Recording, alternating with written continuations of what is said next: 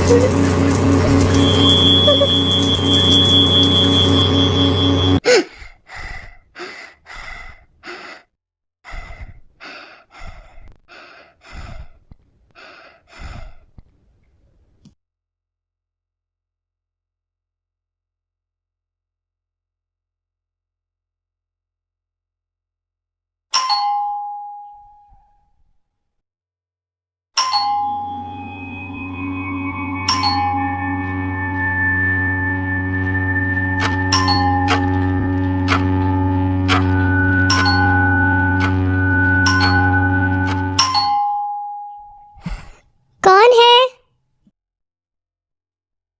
कौन है दरवाजे पे?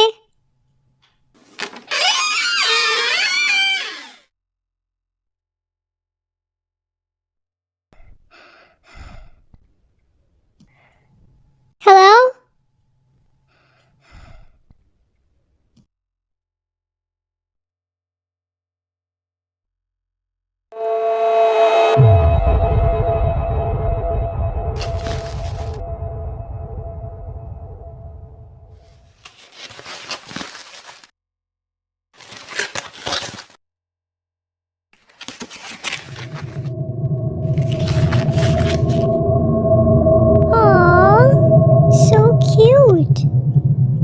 ये कौन भेज सकता है?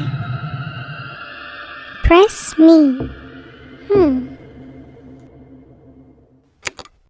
You better watch out, you better not cry, better not stop until you die. Santa Claus is coming to town. Make your list and check it twice, for to find out who's naughty and nice. Santa Claus. You better watch out, you better not cry, better not stop.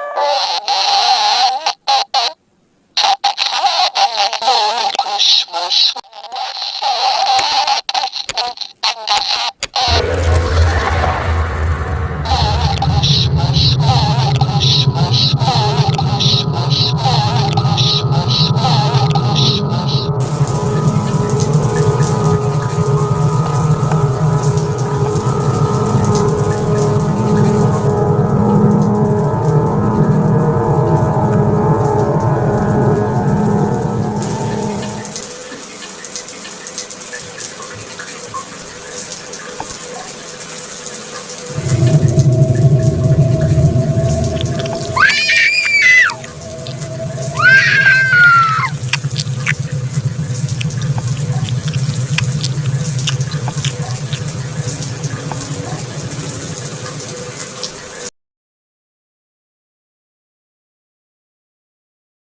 मैंने आज से पहले कभी ये कहानी किसी को नहीं सुनाई, क्योंकि इसे याद करके मैं बहुत ही परेशान हो जाता हूँ। मेरी हिंदी कुछ ज़्यादा अच्छी नहीं है, पर मैं अपनी तरफ से पूरी कोशिश करूँगा, इसलिए अगर मुझसे कोई गलती हो जाए तो मुझे माफ़ कीजिएगा। ये कहानी बहुत ही अजीब है, पर यह सबसे ख़राब कहानियों में से है, ऐसा मैं नहीं कहूँगा। ये बस उस घटना के बारे में है जो मेरे और मेरे एक्स फ्रेंड के साथ 3 साल पहले न्यूयॉर्क के ट्रिप के दौरान हुई। इस कहानी के लिए चलिए मान लेते हैं कि उसका नाम राल्फ था। तो राल्फ और मैं एक दूसरे से पहली बार हमारे कॉलेज के पहले साल में मिले थे। वो कैलिफोर्निया से था और मैं जर्मनी। मैं ज़्यादा लोगों से बात नहीं कर पाता, इसलिए वो मेरा इकलौता दोस्त था, पर इससे पहले हम कभी बाहर नहीं गए थे। तो ये हमारी पहली ट्रिप थी। हम हंसते खेलते बियर पीते हुए जा रहे थे और राल्फ गाड़ी चला रहा था। हाईवे खाली था, आसपास दूर दूर तक बस खेत ही खेत थे और ऊपर नीला आसमान। वो गर्मियों का वक्त था और शाम के 5 बज रहे थे, इसलिए काफी रोशनी थी। पर आधा घंटा और आगे चलने पर काले बादलों ने पूरे आसमान को घेर लिया। हर तरफ अंधेरा छा गया और बिजली चमकने लगी। कुछ ही मिनटों में तेज बारिश शुरू हो गई। खिड़की के बाहर का नज़ारा फौरन ही धुंधला हो गया। बाहर सड़क पर देखना बहुत ही मुश्किल हो गया था।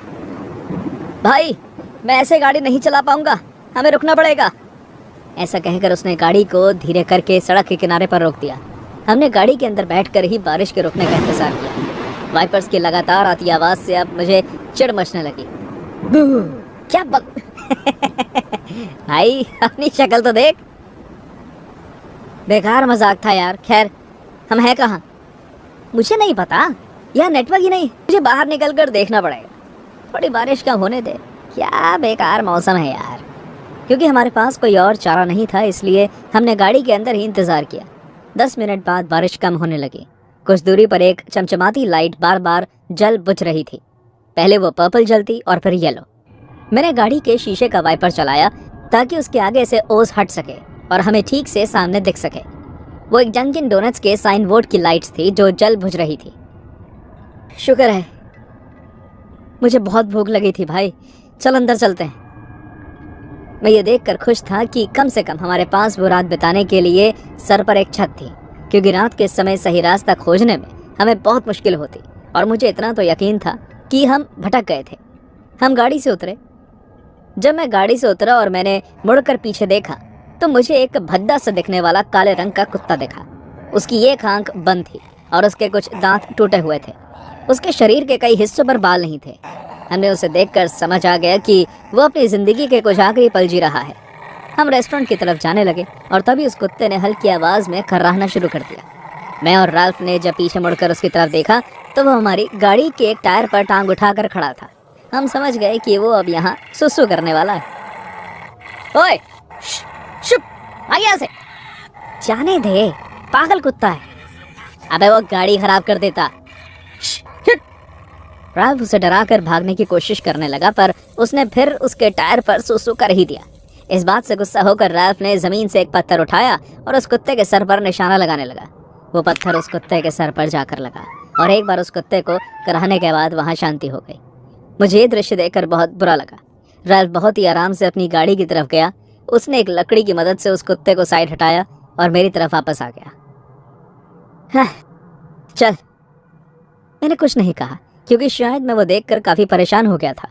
हम उस डंकिन डोनट्स की दुकान के अंदर गए। राल्फ कॉफी और कुछ डोनट्स ऑर्डर करने काउंटर पर गया और मैं वहीं कुर्सी पर बैठ गया। हाईवे की वो सड़क बिल्कुल सुनसान पड़ी थी। सड़क के किनारे पर एक लैंप लाइट लगी हुई थी। मैं बस उसे ही घूरता रहा और फिर कुछ ही पलों में एक आदमी उसके पीछे की झाड़ियों से निकलकर उस लैंप लाइट के नीचे आकर खड़ा हो गया। उसने भूरे रंग की टोपी पहनी हुई थी, पुराने भूरे रंग का कोट और काले रंग की पैंट। उसके चेहरे के अलावा उसके रूप में कुछ भी इतना अजीब नहीं लग रहा था।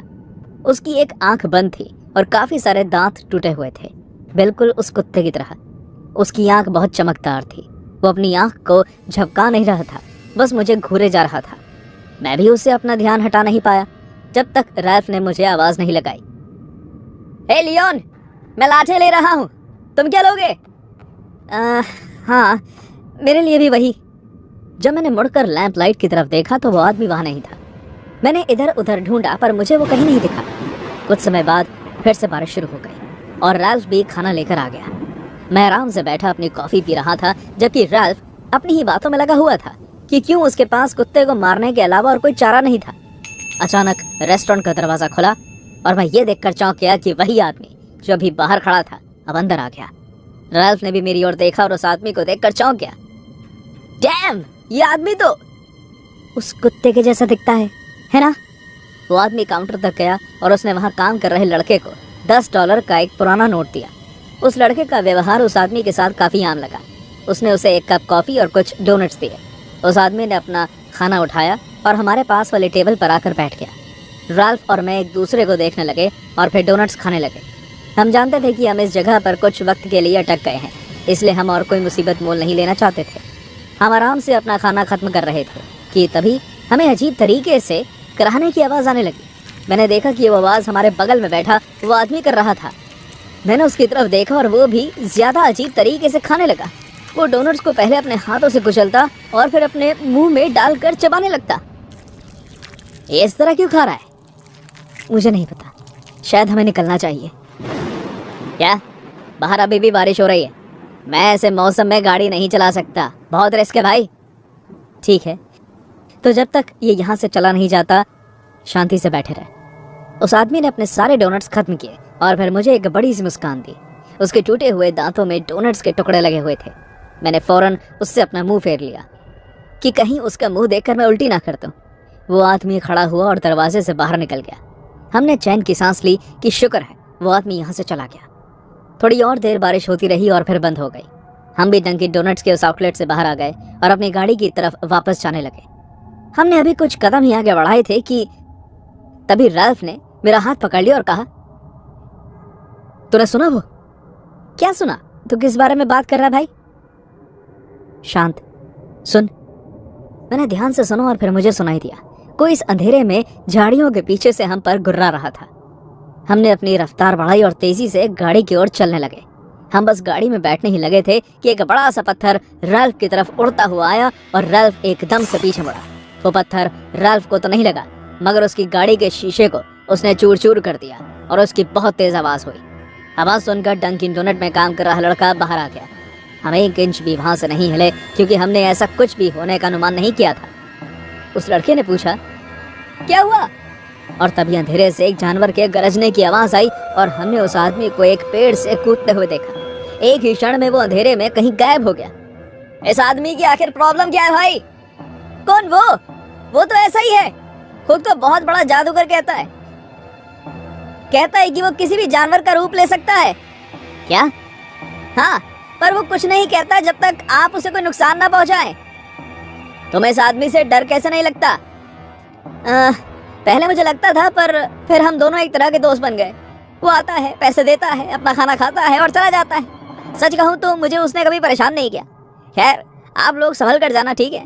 Good night. यहाँ दोबारा आप अगर इसी रास्ते से गुजरे तो शायद मैं आप लोगों की उससे दोस्ती करवा दूं, ओके? वो लड़का फिर अपनी शॉप में वापस चला गया और उसकी बात सुनकर हम दोनों हैरान रह गए। दोस्त? ऐसे पागल बेघर आदमी का दोस्त कौन बनना चाहेगा? वो एक साइको लगता है। राल्फ और मैं अब एक दूसरे से बात नहीं करते, पर पिछले साल मैंने एक बहुत ही अजीब सी खबर अखबार में पढ़ी।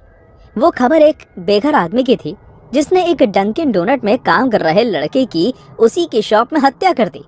वो लड़का 22 साल का था और कहा जाता है कि पिछले 1 साल से वहां काम कर रहा था। पुलिस उस आदमी को नहीं ढूंढ पाई, उन्हें बस उसकी सीसीटीवी फुटेज मिली। उस फुटेज में उस आदमी को शॉप के अंदर जाता हुआ देखा जा सकता है और यहाँ तक कि वो उस लड़के का गला दबा रहा है और साथ साथ कैमरे में भी देख रहा है। आसपास के लोगों का कहना है कि वो एक बेघर आदमी है जो रात के समय हाईवे पर घूमता है। कुछ लोगों को वो ये भी कहता है कि वो एक बहुत ही मशहूर जादूगर है। वो ये भी कहता है कि उसके अंदर एक बहुत ही विचित्र शक्ति है जिससे वो खुद को किसी भी जानवर के रूप में डाल सकता है, अक्सर एक काले रंग के कुत्ते में। पुलिस को विश्वास है कि आदमी एक साइको किलर से ज्यादा और कुछ नहीं है जो ऐसे बेकार कहानियां बनाकर खुद को बचाने की कोशिश कर रहा है, पर वो उसे जल्द ही पकड़ लेंगे और जेल में डाल देंगे। आपको क्या लगता है, क्या वो एक कुत्ता था या आदमी, या फिर कोई ऐसा जो खुद को दोनों में बदल सकता है?